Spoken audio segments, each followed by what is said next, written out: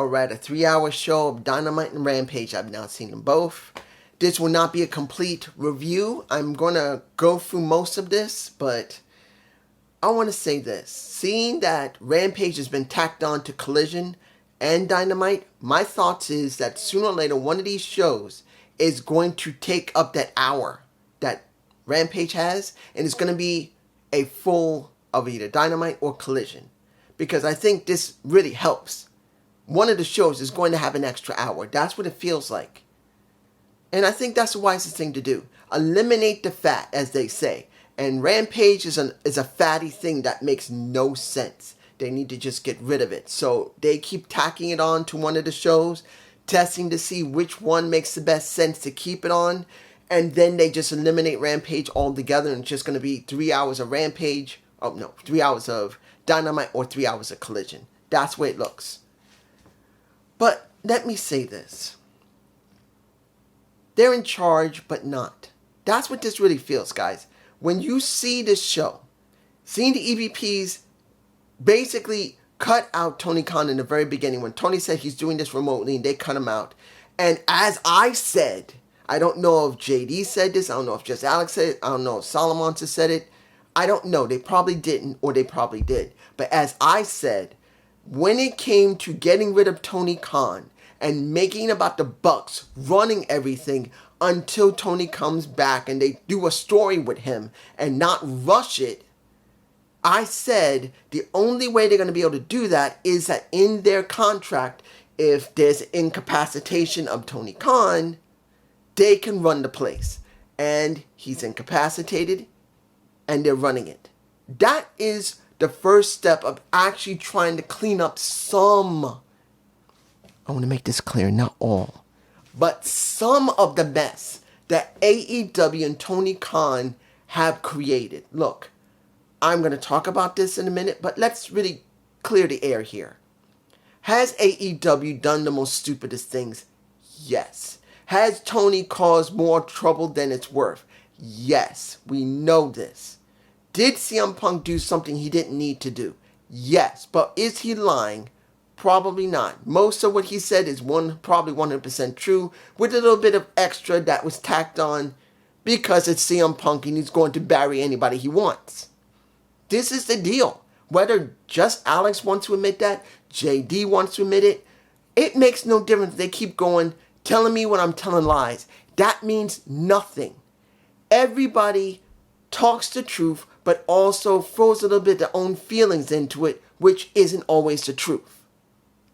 That's the truth.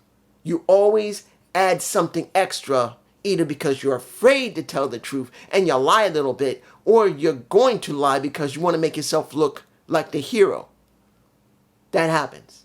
Now, doesn't mean he doesn't deserve to be a bit of a hero. Of course he does. CM Punk is CM Punk. But he's probably not telling the whole story, and he's not going to tell the whole story, no matter what anybody says. Tell me when I'm telling lies, because that's the truth. But let's get to this Rampage and Dynamite. Let me get it like this. Opening with EVPs was the wisest thing to do. You needed to do it. You need to establish that they're going to be running everything while Tony is incapacitated, cannot leave Jacksonville. Good. Good. Cut him out of the picture completely so you can try and make a story that can distract from all of the drama your company has created.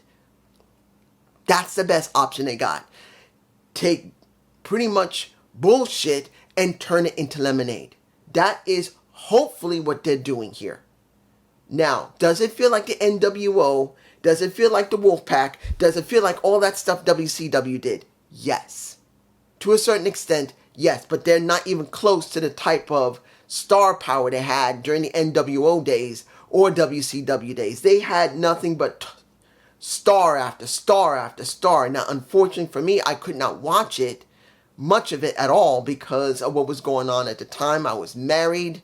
My wife did not like wrestling, and I was working so much.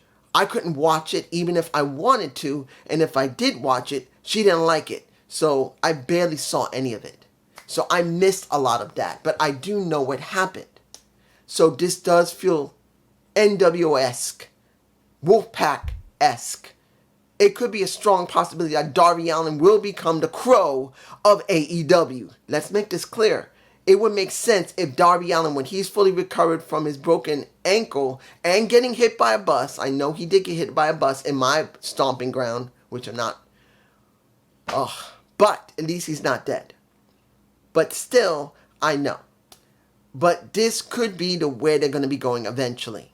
Gathering a huge amount of people, and eventually Darby will be the Crow of the entire thing, I believe. But that's just me.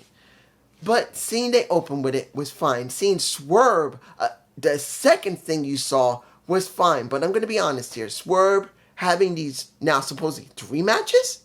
I thought he only had 2. I thought he had Fletcher. And then that was next to Claudio Castagnoli. Why is there a third one? If there was a third one, I didn't see it. So, I'm just saying, why are you doing this to your damn champion? Now, of course, they did finally do something smart, and they stuck Christian with him. They had some dealings before, particularly with Nick Wayne, and sticking Christian, and Christian had already had some dealings with him before Nick Wayne. It works. That was a smart thing to do. So now we're going to have Christian with that. But then, I'm going like, wait a minute, what the fuck happened to Joe? So, when you see the match between Joe and Elijah, what was the guy's name? I forgot his name. Cassidy. Brother Zeke Cassidy. I can't remember his name from Private Party, but Cassidy has a match with Samoa Joe when you should wonder, what happened to his rematch clause? What the fuck happened to Joe's rematch clause? Where the fuck happened to his rematch clause? He doesn't have one? There's no rematch clause for Joe? They just threw Joe from here. And I'm going like, what the fuck? Now, mind you, seeing them put him to the bottom of the card and work his way back up is the wisest thing to do. But normally, when someone is at the top, they get a rematch. You're supposed to get a rematch. It's required to give you a rematch. But they're not giving him one. They didn't even say it. They just said, oh, he's angry after he lost the damn title. Where's his fucking rematch? But he destroys Cassidy. So, I'm not surprised. The TNT Championship with Adam versus A. Now, this was interesting, seeing that Buddy Matthews is the one they chose out of the House of Black. I would have thought Malachi Black. I would have thought maybe Brody King, maybe. But I thought Malachi Black. I did not think they put Buddy Matthews there. And then at one point when they basically nailed each other to the stomach, when they did Coming of the Minds but with their torsos, Buddy was bleeding. Now, as you know, that might not be real. I don't think it is. It's probably a blood bag in his mouth, which worked pretty well. But seeing the match was not a bad match. But after it was over, and a concerto was in the future of a Buddy Matthews, but didn't get that chance because Malachi Black stopped it. And Malachi Black is saying, do it. Buddy Matthews is saying, do it. And then as he's turning to Malachi, they turn the lights off, turn it back on. And now we get a question mark. Here's the problem. We had this with Mark Briscoe. We had this before with so many others, like the House of Black dealing with the Blackpool Combat Club. We had it when it came to Bryan Danielson at one point, I believe. I'm like, how many times we're going to have the same thing they do to try and coerce people, like FTR as well. How many times they're going to do this and then it doesn't work? Because this time around, unless Adam Copeland goes and works with the House of Black, this is the biggest mistake they're making. Doing the same stick over 1, over 2, over 3. I believe it's been 4 times they've tried this already. 4. It could be 5. I don't even remember. But Adam better turn to the dark side. Because if they do this again and they fail, it's stupid. Why are they doing this with the House of Black? Moving on. FTR. No, sorry. Should I talk about FTR? No, not yet. Let's go for Chris Jericho and Sabata, the FTW title. This is all about trying to get Big Bill to join the Learning Tree, which he did. He saved Chris from Sabata, and now he's going to be joining the Learning Tree. Do I believe this is a good stick? I don't know. It's going to depend on how they're going to book him going forward, since we have no idea where Ricky Starks is. If he's not hurt, he's in the back, and if he's not in the back, he's gone bye-bye to AEW. I don't know if he's left already or not. He might still be a part of AEW, but he's on the injured list, or he's not working now. He's done. I don't know. I haven't checked. I know someone's gonna leave me something here and tell me that he's gone or he's not. I haven't checked. So that's what we get. I'm gonna give it to you like this. Let's go for the last match. Selena Deeps versus Mariah May. Let me give it to you like this. I am happy to see they're finally doing something with Selena Deeps since she came back. I wish she had not gotten those seizures, and I'm glad she doesn't have any major complications from having not one seizure, but 3 guys. If you've not heard about it, you can look and see if you can look for a Gump report I made about it. It's several months ago. I don't leave them in a playlist. I should, but I don't. But I did say something about Selena Deep having 3 seizures back to back to back, and that's the reason why she was gone for so long. But seeing that she's in the main title scene, not the TBS, but the main one, it's wonderful to see. Seeing that doing something with her with Tasteless Tony Storm, my Tasteless Tony Storm, it's good. But I'm very worried they're not going to go all the way with her, and they're just going to be about Tony Storm retaining and Selena Deep's not getting anywhere other than what she's got. This is just how I feel. Now, let's talk about the last parts of Dynamite. Orange Cassidy, Trent Beretta. Trent basically, supposedly, how can I say this? If this is real, which it could be. It could be real, but I think it isn't. But it could be real. I don't think when it came to Chuck, that street fight is the main reason that he is now fully retired. I think maybe it was beforehand, he just had one more match before he left. But if it's real, that legitimately, because that street fight was a lot more brutal than expected, and it actually hurt Chuck enough that he's gone, that sucks so bad. But Orange comes out, he's angry that his friends fought one another and it's not over, and he's going to hurt a Trent Beretta. But Trent says, you're the one that made the situation happen. You're the reason why Chuck is now permanently unable to wrestle. Because that's also what Orange had said, that Chuck cannot wrestle. He cannot wrestle anymore. He's done from active work in the ring. Now you got a very interesting situation when you see Orange Cassidy wanting to rip the head off of a Trent, but then you get Don Callis coming out. And Don's whispering in his ear and then puts his arm on him and walks him away. And you see 100% the person that's the most shocked is not Trent. It's Chris Statlander. And Trent is going, what did I say? All about him. You wonder where they're going to go with the Don Callis family with Orange Cassidy. This is a very confusing thing, but a very interesting thing. But it counts if they can book this correctly. I do not know, but I am curious to see how they're going to book this. Because let's make this clear. Trent should have already turned heel a while ago. But he didn't. They didn't want to pull the trigger. Now they have. And now the only way to make it look good is for now Orange Cassidy to mess with the Don Callis family. To make Trent honest. I'm just saying. Okay. I'm going to tell you this when it came to Rampage. I didn't care about Claudio and Brian Cage. Not a bad match.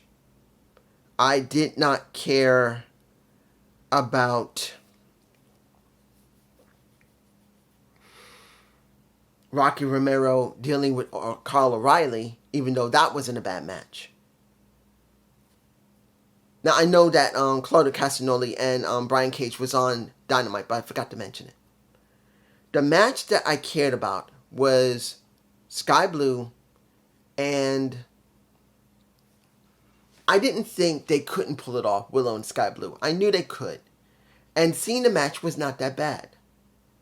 Admittedly, it felt better than the match when it came to Chris Jericho and Sabata in a in the FTW rules match. Seeing Magatoga, what was it, Massacre for the ladies was not bad.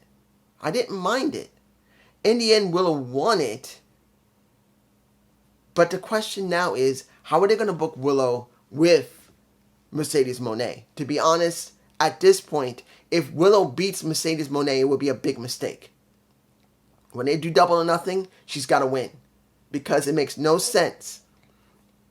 None for Mercedes Moné to lose. She needs to win.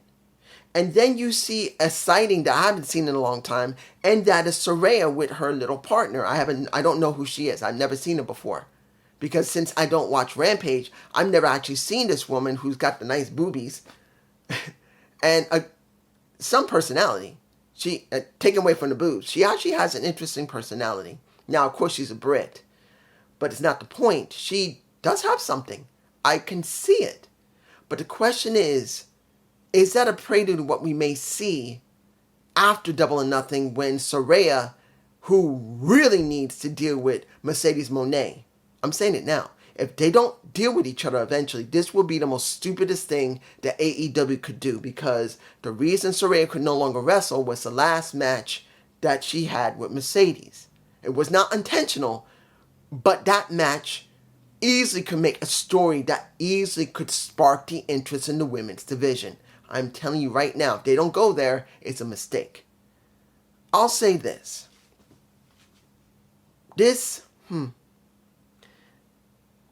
Seeing that, and I'm not forgetting about Kenny Omega, I'm talking about this in a minute, but seeing that EVPs were in charge, but the way the booking was not that good. It felt like it's still Tony's booking, with the EVPs just doing appearances throughout the show. That's my problem. At least until we saw Kenny Omega. Now, Kenny talked about his condition. And it's a scary condition. And it makes you think, if you got a stomach condition, you could have that. And as a guy who has problems with his body, and it's not fun, it can make you scared even if you don't have it.